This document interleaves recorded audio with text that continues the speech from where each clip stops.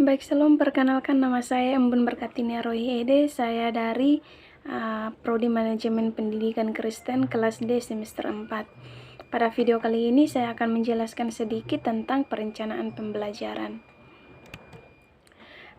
Perencanaan ialah menyeleksi dan menghubungkan pengetahuan, fakta, imajinasi, dan asumsi untuk masa yang akan datang dengan tujuan memvisualisasi dan formulasi hasil yang diinginkan, urutan kegiatan yang diperlukan, dan perilaku dalam batas-batas dapat diterima yang akan digunakan dalam penyelesaian.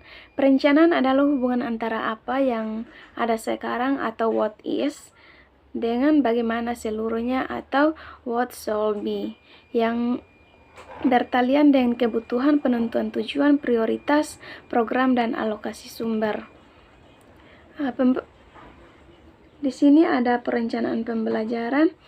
Pembelajaran atau pengajaran menurut Degan adalah upaya untuk membelajarkan siswa. Dalam pengertian ini, secara implisit dalam pengajaran terdapat kegiatan memilih, menentukan, mengembangkan metode untuk mencapai hasil pengajaran yang diinginkan.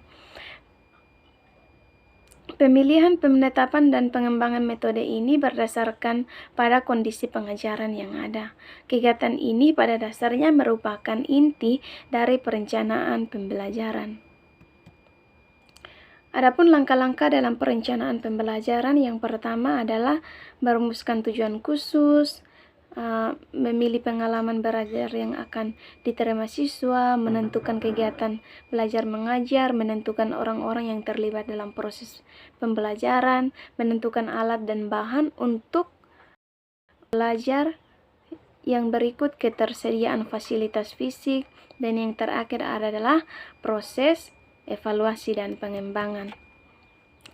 Adapun landasan metode pembelajaran yang ada 3. Yang pertama yaitu landasan filosofis, yang kedua adalah landasan sosiologis, dan yang ketiga adalah landasan psikologis.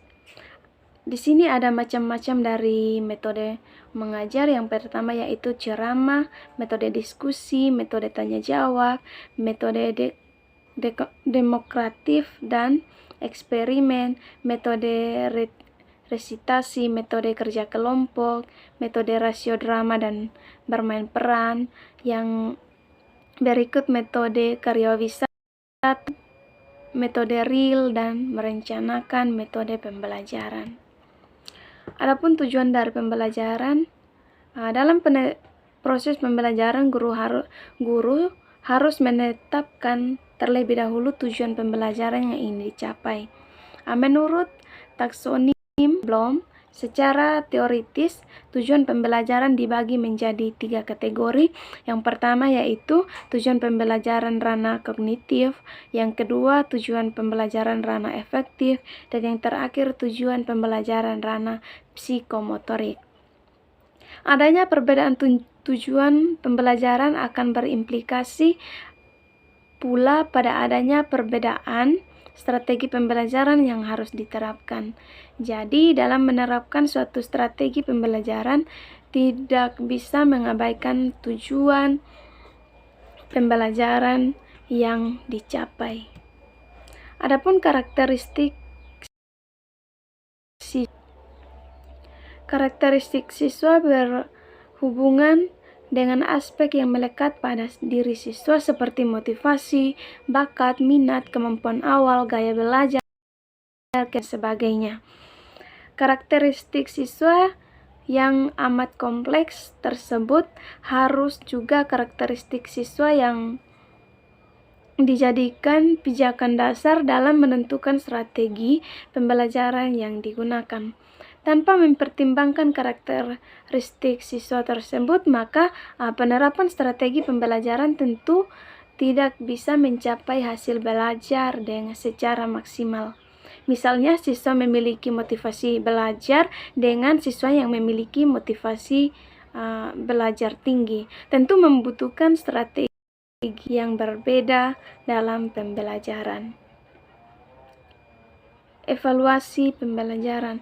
Evaluasi adalah memberikan suatu nilai harga terhadap sesuatu dengan menggunakan kriteria tertentu. Evaluasi pembelajaran adalah suatu proses atau kegiatan yang sistematis, berkelanjutan, dan menyeluruh dalam rangka pengendalian, penjaminan, dan penetapan kualitas atau nilai atau arti. Berbagai komponen pembelajaran berdasarkan pertimbangan dan kriteria tertentu sebagai untuk mempertanggungjawabkan guru dalam melaksanakan pembelajaran. Baik, sekian dari presentasi saya. Jika ada salah kata, mohon dimaafkan. Terima kasih.